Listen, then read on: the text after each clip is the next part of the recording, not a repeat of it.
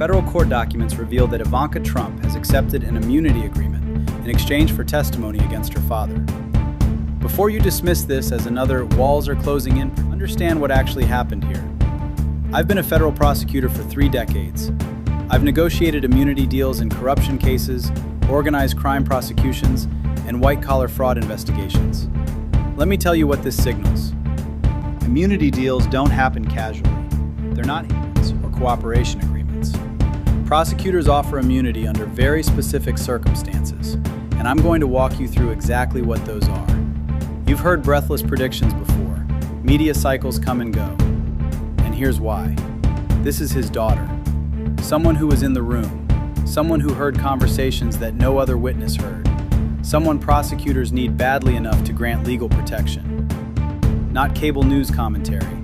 Legal documents filed in federal court. I'm going to show you the specific timeline that explains why prosecutors needed her testimony badly enough to offer this deal. It's about where this case is heading. You've heard the term immunity. Here's what it actually means in federal court. There's a difference between informal cooperation and formal immunity grants. When someone cooperates informally, they're talking to prosecutors voluntarily, hoping for leniency later. That's common. But formal immunity is different. Prosecutors don't hand out immunity like candy. There are 3 specific criteria that must be met. First, the witness has potential criminal exposure themselves. They're at legal risk for something they did or witnessed. Their testimony is absolutely necessary to the larger case. Not helpful, not useful, necessary. Third, they won't testify without protection, and prosecutors need them more than they need to prosecute that witness.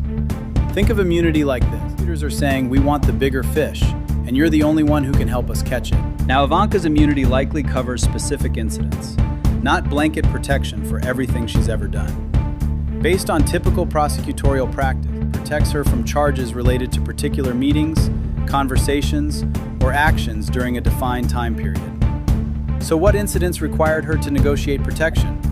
That question matters because it tells us what prosecutors are building toward. It's the 3rd Trump Inner Circle member to flip. First, Alan Weisselberg in New York. Then discussions with Mark Meadows. Now Ivanka. That's not coincidence. That's pattern. And what immunity means legally, let me show you what testimony she's likely providing and why it required protection. Let me walk you through the timeline because the evidence here matters. November 14th, 2020. 2 was called for Biden. White House senior staff meeting. Ivanka Trump attended.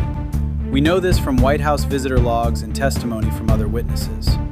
The topic discussed that day, legal challenges to election results in swing.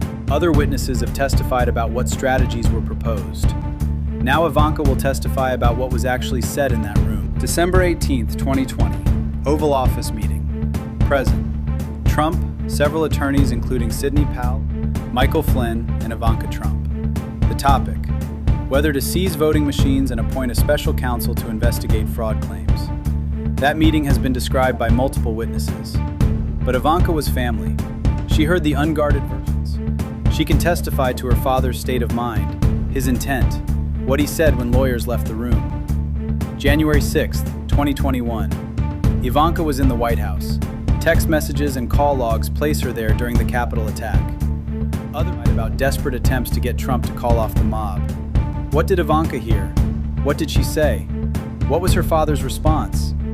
That's firsthand testimony about critical hours. January 7th, the transition period. Discussions about response to the attack, handling of classified documents, claims about election fraud.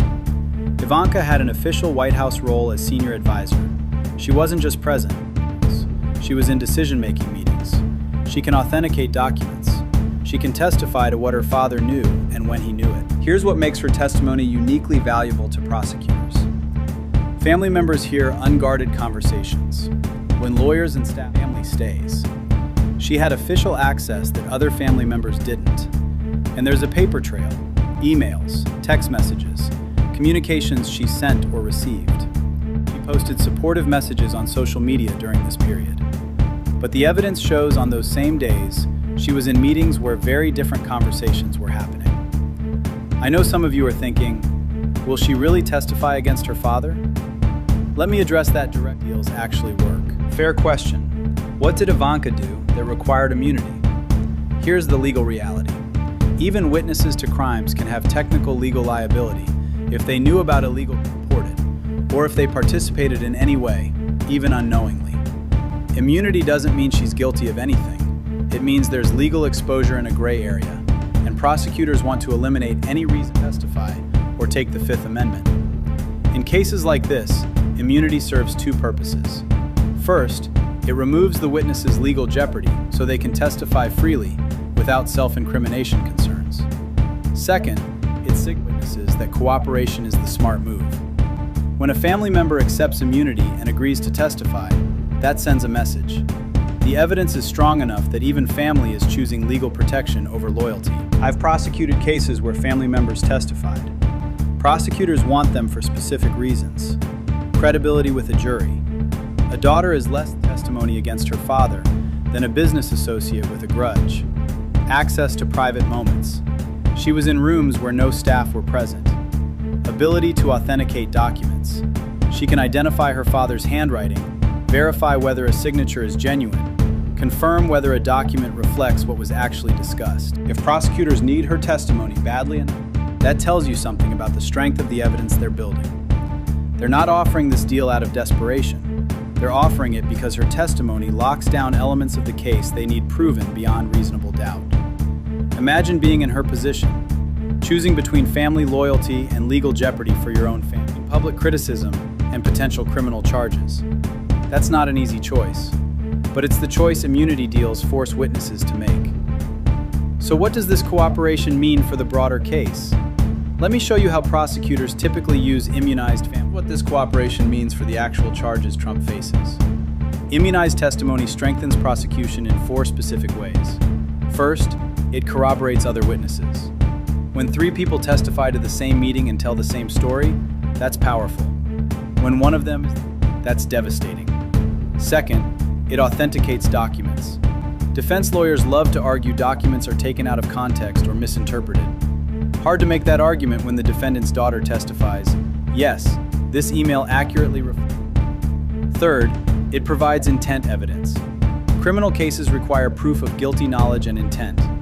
What someone said privately goes directly to state of mind. Defense will claim he genuinely believed the election was stolen, so he had no corrupt intent. But when your daughter testifies on who you lost, but we're going to fight anyway, that defense collapses. Fourth, it undermines defense strategies. Every defense attorney tries to create reasonable doubt by attacking witness credibility. They'll argue witnesses are biased, have financial motives, are seeking favorable treatment. How do you make that argument about his daughter who accepted immunity? You can't. The specific charges were most damaging. Obstruction charges related to conversations about response to January 6th. Conspiracy charges related to meetings about challenging election results. Document handling charges related to what she witnessed about classified material. The trial date is set, May 2026. This immunity deal now means her testimony is locked in. No delays, no negotiations, no Fifth Amendment claims. I've seen this pattern in organized crime prosecutions. First cooperator breaks the dam, then a second, then a family member. Prosecuted a mob boss once. When his nephew took immunity and testified, the case was over. This is how cases close when evidence is overwhelming. So where does this leave us? Let me show you what happens next. This isn't about family drama. It's about a constitutional principle, a nation of laws or a nation of men. Some people are above criticism. No one is above the law. That's not politics. That's how the system survives. When family members accept immunity and testify, the legal system is treating everyone equally, even those with the most powerful connections. Here's what happens next in the legal process. Immunity agreement leads to formal deposition. Prosecutors will question Ivanka under oath with her attorneys present. That testimony becomes locked in. She can't change it later. Then, testimony if additional charges are being considered. Then, trial testimony in front of a jury. Each step builds the evidentiary record. The system works when prosecutors follow evidence wherever, when witnesses tell the truth under oath, when courts apply the law equally, regardless of wealth or power or family name. We're watching it work. That's not hope. That's not prediction. That's just how justice works when everyone does their job. The evidence led prosecutor A. The legal exposure led Ivanka to accept protection. The trial will proceed. The jury will decide based on facts.